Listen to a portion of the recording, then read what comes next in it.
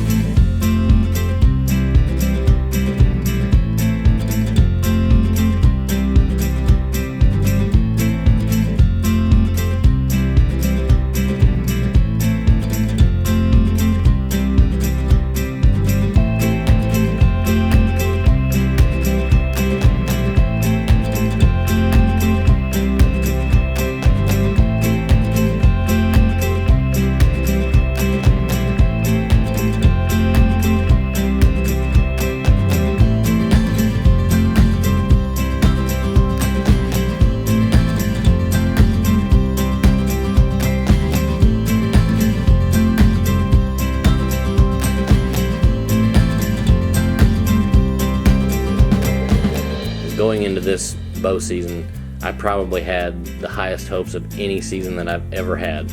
We had several really good deer on trail camera, several deer that I had some really good history with, shed antlers, video footage from the year before. But as the season rolls on, every day that I go, I'm not seeing those mature deer. I'm using the wind, I'm hunting the weather, not spooking deer going in and coming out of my tree stands. And I feel like I'm doing everything correctly, but I'm just not seeing the mature deer that I'm after. And it's really easy to get frustrated when you're not seeing mature deer or the deer that you're specifically after. But at the same time, you're sitting there and you're watching all these young deer that 2 and 3 year olds that's your future. And in years past, I would have gotten frustrated to the point where it had got to my head and it would have altered the way that I hunted. But I had a good friend tell me one time that you can never manage for the present, always manage for the future. And that has always stuck in my mind. And as the season rolls on, that's really what keeps me going, is seeing those 2 and 3 year old deer and realizing that that's your future and that's your future age class. And you've got to have those 2 and 3 year olds to have a 5-year-old.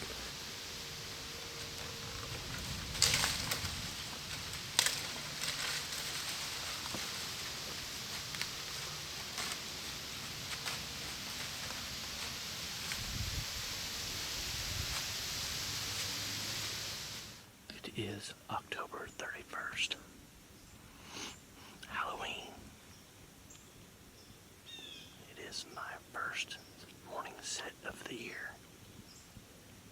We've kind of had a little bit of warm weather here lately. I just haven't had any mature deer show me a pattern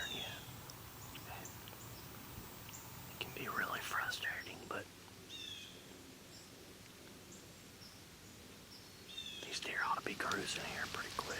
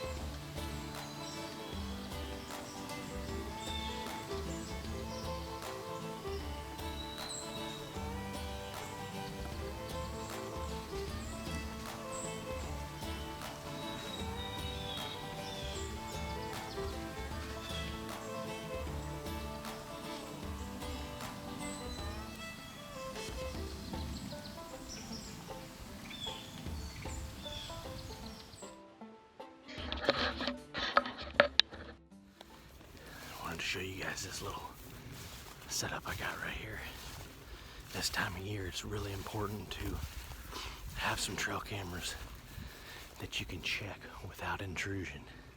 So what I'm meaning by when you go hunting, you can either check them on the way in or on the way out. This is a perfect setup right there. Right there on that little tree, I've got a Moultrie M40i. We've got a fence row that comes up right here, a strip of switchgrass over there, and then standing corn, and then another fence row right here. And it all ties in together right here, but I've got a tree stand about 100 yards away, and I can walk right by and check this camera really easily without spooking anything and not going out of my normal entry and exit routes. But there it is. Sweet little M40i. And I think we've got a brand new rub right there. Pretty neat. So, on my way out, wind switching at lunch, so I'm headed to a different spot. We'll see what happens. Happy November.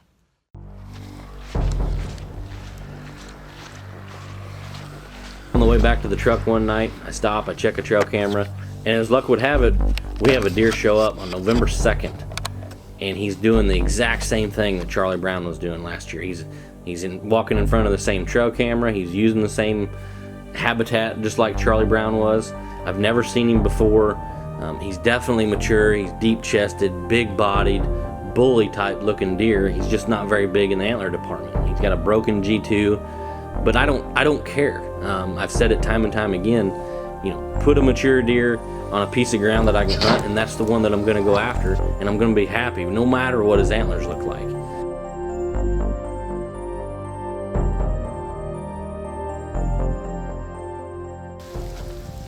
Never in my life have I seen this on November 9th. This is absolutely crazy. It's beautiful, but it's nuts.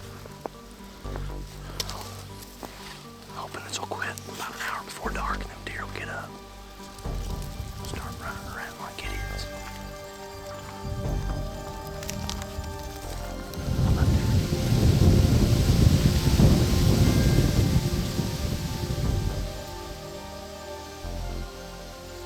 Finally, on November 9th, I get in there, it's snowing, wind blowing like crazy, and I get my eyes on him. It would have been so cool if I could have killed him that afternoon, because he had 2 inches of snow built up on his head and his antlers. Just the wind was blowing, the setting was cool. He was chasing does around, and I actually ended up having that deer in bow range 4 different times in that afternoon. He came to 35 yards, but he was directly behind me. I couldn't get a shot. He swung around. I had him at 10 yards. He swung around, and I had him stopped at 45 yards. And the wind was blowing so hard, and there was some switchgrass in the way, and I just didn't want to shoot at him. And then he followed the does back into me, and I had him at 30 yards, quartered two real hard, and I just didn't want to take the shot. He stops, and he just knows that something's going on, and he turns around and leaves.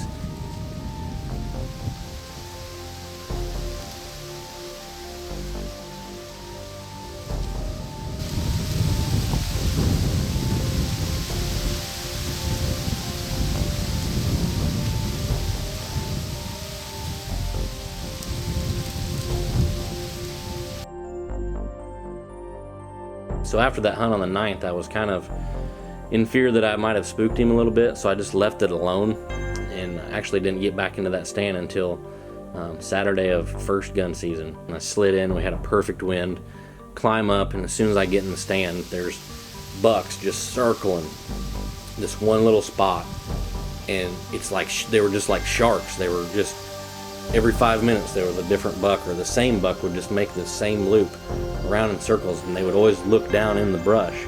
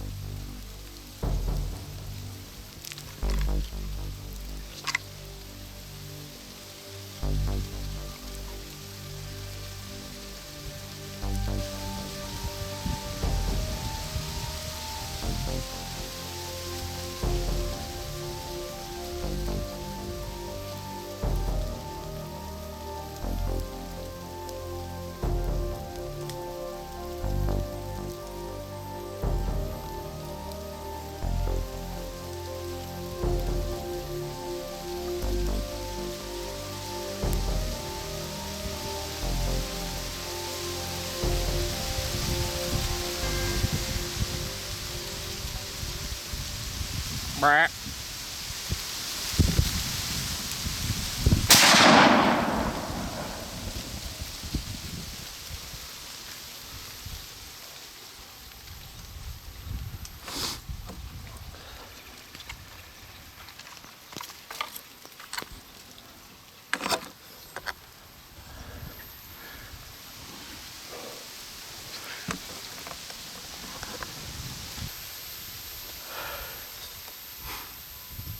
I believe we got ourselves a dead deer.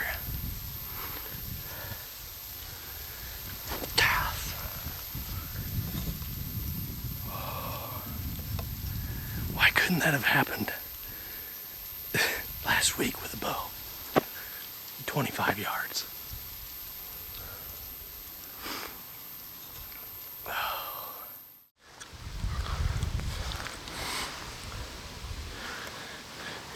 He was standing right here. 25 yards. There's the stand. I did a little video right here back in August when we were planting these food plots about the perfect camera setup. See that post right there? Got a little Moultrie camera sitting right there. And that's where I first got pictures of this deer. It stands right here 30 yards from the camera. Got this road and all this switchgrass, and we've created this soft edge way out into this field. And these deer feel safe walking right here. But this is where I found him. And I got so many pictures of him just right here. I was actually gonna check the camera when I got down today, because it's a real quick and easy spot. I can get down and check it. But you can see it, it's right there on that post.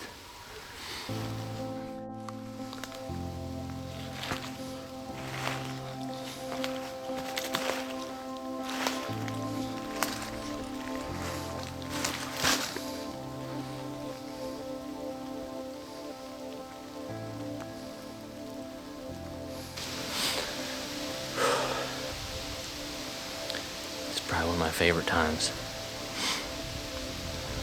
in the deer woods in the fall. So when you find a deer, and it makes it kind of special when you can just kind of come and enjoy it. Wish Dad could be here. I called Dad as soon as I killed him. He had to go to work, so I tracked him up. I didn't think he was going to go very far. I hit him.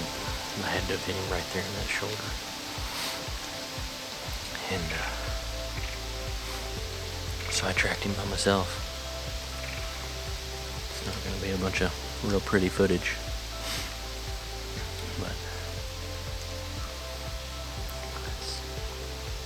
this is it's so fun to do this. Solo hunting, solo filming. It's hard. It's very hard. It's like work. But honestly, I don't know if I'd have it any other way. I just like being able to go, sit there by myself and film and just have fun watching the deer do what they do. We put so much work into this farm, and every farm that we hunt and manage, and it doesn't ever matter the size of the antlers. Yes, I would love to kill a Boone and Crockett animal, but you could cut the deer's antlers off and give me a mature deer. I don't care what his antlers look like. I just want a mature deer, because they are such a challenge and they're so intriguing just to watch and learn and help grow. And this old boy here, he was kind of running the farm. I hate to even say it, but he kind of took over. He showed up, and he, just like Charlie Brown last year. You know, Charlie Brown just luckily had a bigger set of antlers on his head, but they're probably close to the same age. I'm guessing this deer at 5 or 6 years old. No, he doesn't score 130 or 135, but like I said, that does not matter. We're here to kill mature deer. I don't care what they got on top of their head. It's fun. This is what it's all about. Love it.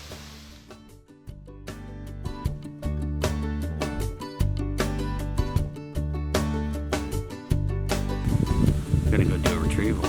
Let's go get him. The old lady. Yep.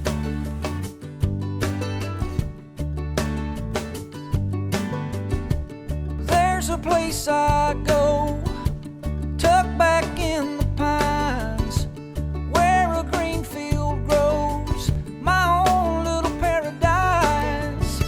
I'm thankful for this land and the life that it provides. See, the measure of a man is what he leaves behind. Oh, oh, take what you need and pass it on down. Oh, give a little back to this sacred ground. You're on sacred